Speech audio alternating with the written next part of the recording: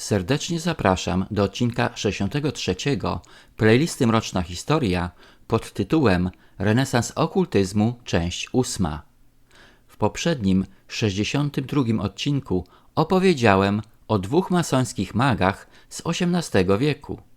W tym odcinku opowiem o kolejnych magach związanych z XVIII-wieczną masonerią. Joseph Balsamo, urodzony w 1743 roku, który przyjął imię hrabiego de Cagliostro, jako mag znacznie przyćmił swojego mistrza. Podobnie jak Saint-Germain, powszechnie uważano go za Rzymianina, syna Pietro Balsamo, sycylijskiego kupca pochodzenia rzymiańskiego, który nie ukrywał swojego gorącego podziwu dla rasy rzymiańskiej. Po śmierci rodziców Józef uciekł z klasztoru w Palermo, w którym został wcześniej umieszczony, i przyłączył się do mężczyzny zwanego Altotas, rzekomego Ormianina, z którym udał się do Grecji i Egiptu. Późniejsze podróże Kaliostry zaprowadziły go do Polski i Niemiec, gdzie został inicjowany do masonerii, i wreszcie do Francji. Jednakże dopiero w Anglii rozwinął swój słynny ryt egipski, który oficjalnie założył w 1782 roku. Według jego własnej relacji był to rytuał pochodzący z rękopisu niejakiego George'a Coftona, którego tożsamości nigdy nie odkryto, a który Cagliostro zakupił przypadkowo w Londynie. Jednakże Yarker twierdzi, że rytuał Cagliostry był wyraźnie Pasquala i gdyby używał go na podstawie rękopisu nabytego w Londynie, wskazywałoby to, że Pasquali miał uczniów w tym mieście. Dlatego też bardziej prawdopodobnym jest wyjaśnienie, że egipski rytuał Cagliostry wywodzi się z tego samego źródła, co Pasqualiego, a mianowicie z Kabały, i nie pochodzi z pojedynczego rękopisu, ale z dzieł wybitnego rzymiańskiego kabalisty z Londynu.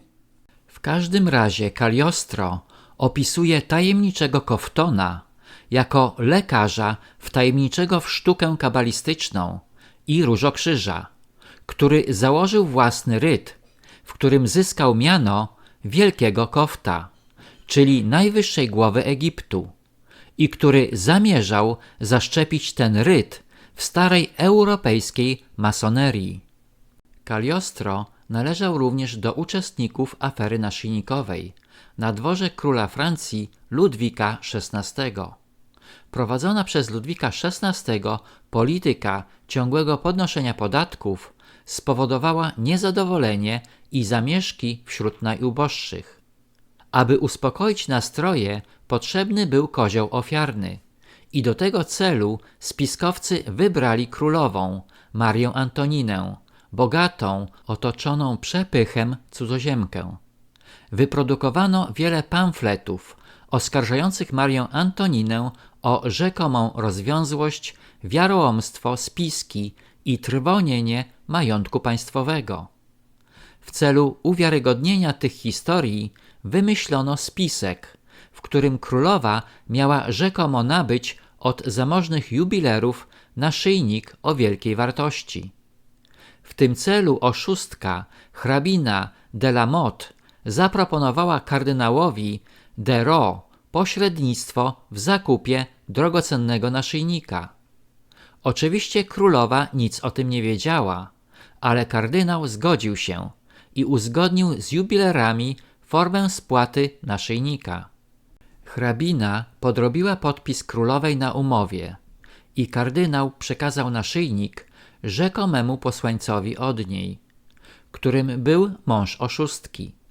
Kiedy jubilerzy zwrócili się do Marii Antoniny z prośbą o zapłatę należności, została ujawniona cała afera. Wykazano, że podpis królowej na umowie zakupu został sfałszowany i oszustkę hrabinę skazano na chłostę, napiętnowanie i dożywotnie więzienie. Jednakże zaledwie po roku więzienia, dzięki pomocy spiskowców, hrabina uciekła do Anglii, gdzie spotkała się z mężem zajmującym się sprzedażą skradzionego naszyjnika. Niezależnie od wyroku sądowego, republikańscy wrogowie monarchii nadal głosili, że aferę zainspirowała sama królowa.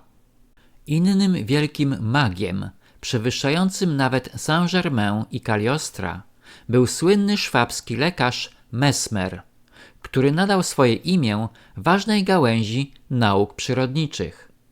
Około roku 1780 Mesmer ogłosił swoje wielkie odkrycie magnetyzmem zwierzęcym, czyli zasadą życia wszystkich zorganizowanych istot, duszy i wszystkiego, co oddycha. Nawet jeśli współcześni zaczęli uważać mesmeryzm za synonim hipnozy, a nie za gałąź okultyzmu, to sam Mesmer, mieszając płyn w swoim magicznym wiadrze, wokół którego płakali i spali jego uczniowie, wpadał w trans i konwulsje, bredził i prorokował i nie bez powodu zyskał reputację szarlatana. Masoni, chcąc odkryć tajemnicę magicznego wiadra, pośpieszyli z zapisaniem go do swojego zakonu i Mesmer został przyjęty do pierwotnego rytu wolnych i uznanych masonów w 1785 roku.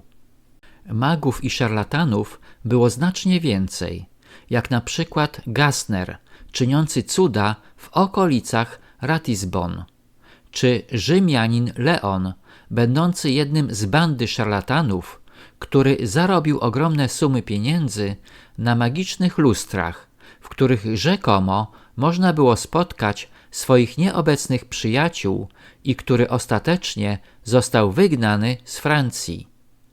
Wszyscy ci genialni szarlatani wykorzystywali łatwowierność i ciekawość klas wyższych, zarówno we Francji, jak i w Niemczech w latach 1740 do 1790.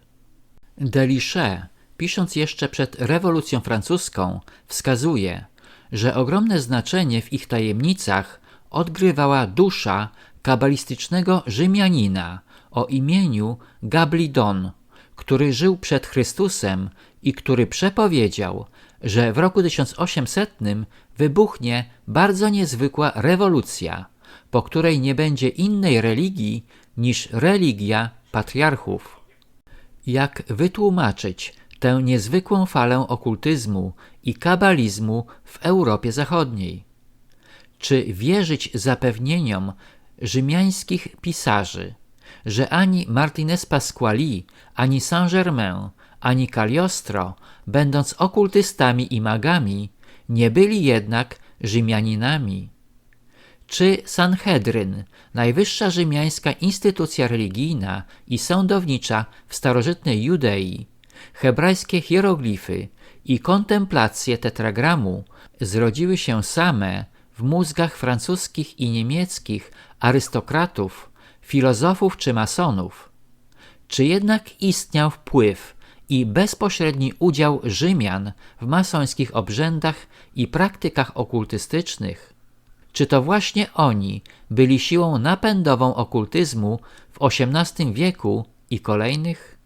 Dziękuję za wsparcie mojego kanału przez Buy Coffee Tu, link pod filmem. Na tym zakończę odcinek 63, w którym opowiedziałem o hrabim de Cagliostro i lekarzu Mesmerze. Serdecznie zapraszam do odcinka 64 pod tytułem Potomkowie ludu Kanan, część pierwsza.